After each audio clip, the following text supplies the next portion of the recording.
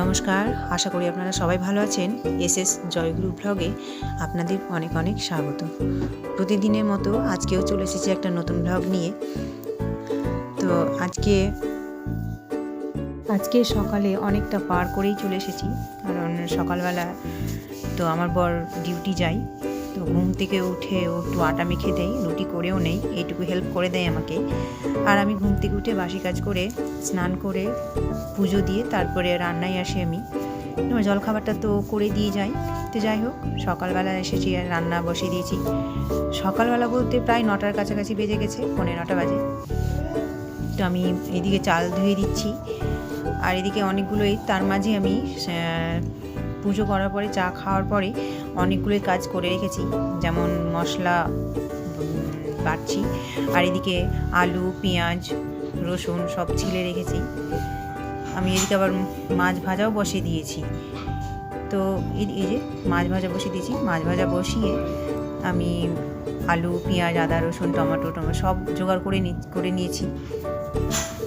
তবে অনেকখানি পার করে আমি রান্না চলছে আমার এদিকে।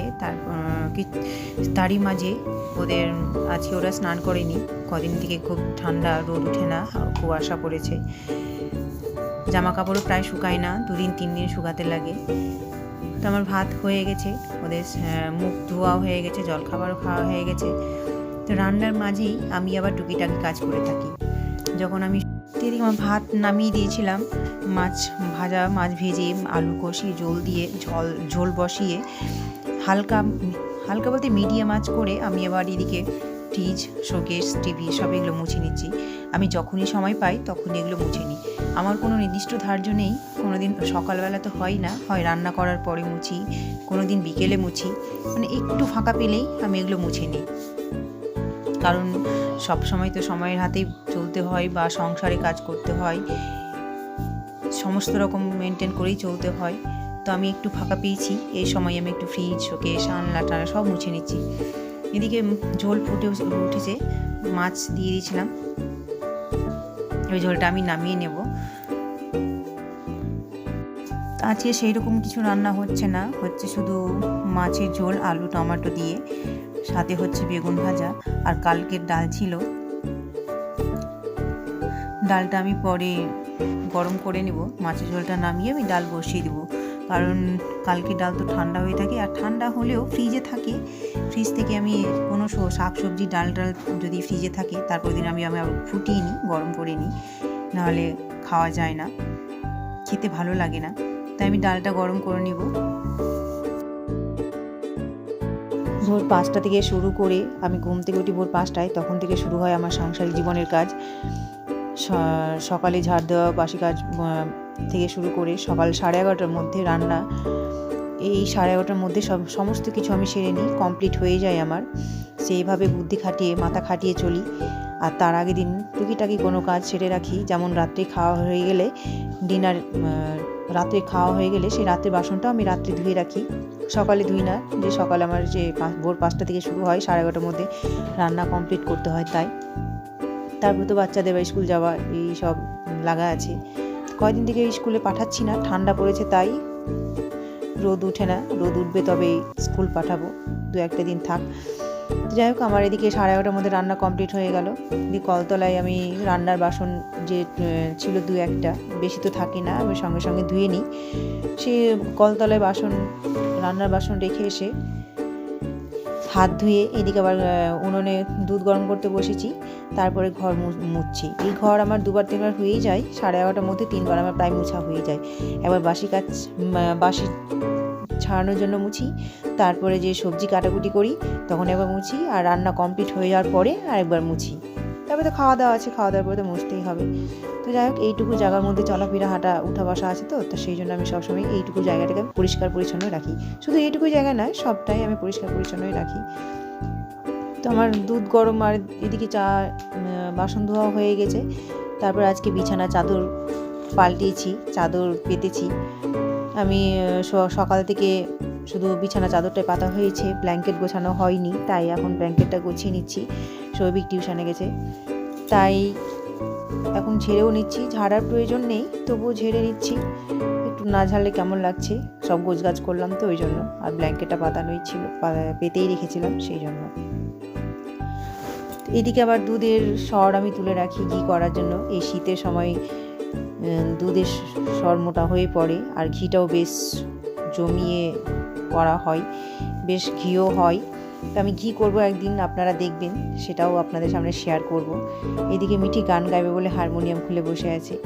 তো যাই হোক, সব মিলিয়ে আমার এই তো সংসারিক জীবন টুকিটাকি কাজ চলছে। অনেকক্ষণ পেরিয়ে তখন খাওয়া দাওয়া করে কিছুক্ষণ রেস্ট নিয়ে ছাদ থেকে কাপড় এনেছি। অনেক জামা কাপড় তো প্রায় ভিজেই নি। এই জামা কাপড়গুলো প্রায় 3 দিনের। আমার নাইটিটা যদিও শুকায়নি, তবু ভাঁজ করে নিলাম। আর আমার মেয়ের জামা কাপড়গুলো যেগুলো ভাঁজ করছি সেগুলো 3 দিন ধরে শুকায় না। আজকে একটু শিমশিমে হয়ে এসে তবু ভাঁজ করে নিলাম, হালকাভাবে পরা যাবে। কিন্তু আবার এই বেড কভারটা শুকিয়ে গেছে, পাতলা করে মেরেছিলাম তবু দেখছি শুকিয়ে গেছে। তাই সবগুলোই আমি ছাদ থেকে তুলে এনে ভাঁজ করে নিচ্ছি। প্রতিদিনই জামা কাপড় শুকায় না, 1 দিন 2 দিন 3 দিনের জামা কাপড়গুলো জমা হয়েই থাকে, আবার মেলে দিই। তো এদিকে আবার আমার মেয়ে গানে টিউশন যাবে বলে মোজা পরছে। আমার মেয়ে একবারে ড্রেস পরে নিল, টিউশন থেকে এসে গানে যেতে আবার ড্রেস চেঞ্জ করতে ওর ঠান্ডা লাগবে, তাই একবারে মোজা পরে নিল, জামা জ্যাকেট যা ছিল সব পরে নিল, বারে বারে চেঞ্জ করতে হবে না। তাই আমি বললাম পড়তে, ও পড়তে চাইছিল না, যদিও জোর করেই পড়ালাম, কারণ ঠান্ডার দিন তো বারে বারে পোশাক বদলালে ঠান্ডা যদি লেগে যায়, ঠান্ডা লাগলে আমার মেয়েকেও ভুগতে হবে, আর তার সাথে সাথে আমাকেও ভুগতে হবে। ছেলে মেয়েদের কিছু হলে তো এটাই জ্বালা, মায়েদেরও ভুগতে হয়, ছেলে মেয়েরা তো ভুগেই, মায়েরাও ভুগে। এবার টিউশন যাওয়ার জন্য ব্যাগ ঘাড়ে নিল। ব্যাগটা প্রায় অনেকটাই ভারী, ওর যত ওজন তার থেকে অনেক গুণই ব্যাগের ওজন বেশি। যত ক্লাস উঁচুতে উঠছে, যত উঁচু ক্লাসে উঠছে তত ব্যাগ ভারী হচ্ছে। বইয়ের ওজন, বই অনেকগুলোই হচ্ছে, বই খাতা সবটাই বেশি হয়ে যাচ্ছে, তাই ব্যাগের ওজনটাও বেশি হয়ে যাচ্ছে।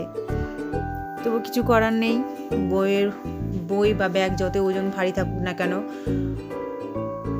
নিজের ওজন থেকে ব্যাগের ওজন যতই বেশি থাকুক না কেন, ঘাড়ে নিতেই হবে, টিউশন যেতেই হবে, পড়াশোনা তো করতেই হবে।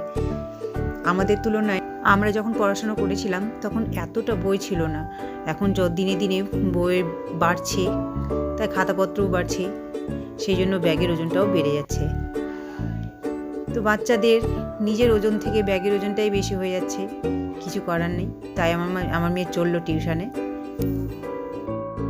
বাচ্চাদের যখন একঘেয়েমি টিফিন হয়ে যায়, সেই একঘেয়েমি টিফিনটাকে একটু অন্য রকমের, একটু অন্য স্বাদের তৈরি করলে আবার ওটাকেই চেটেপুটে খায়।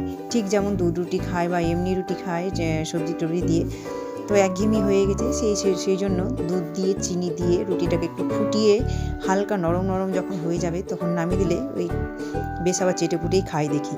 তাই একটু অন্য স্বাদের, ভিন্নভাবে তৈরি করলাম ওদের ব্রেকফাস্ট। তো শুভ সন্ধ্যা সবাইকে জানাই, সন্ধ্যাবেলায় টিফিনটা হচ্ছে ওদের। আর একদিকে ভাত বসিয়েছি। এই ভাত আবার আমি নিরামিষ রান্না করি। নিরামিষ বলতে আমি হাঁড়ি মেজে ঘষে রান্না করলে যদি ভাত থেকেও যায়, সেই তারপর দিন আবার নিরামিষে খেতে পারা যায়।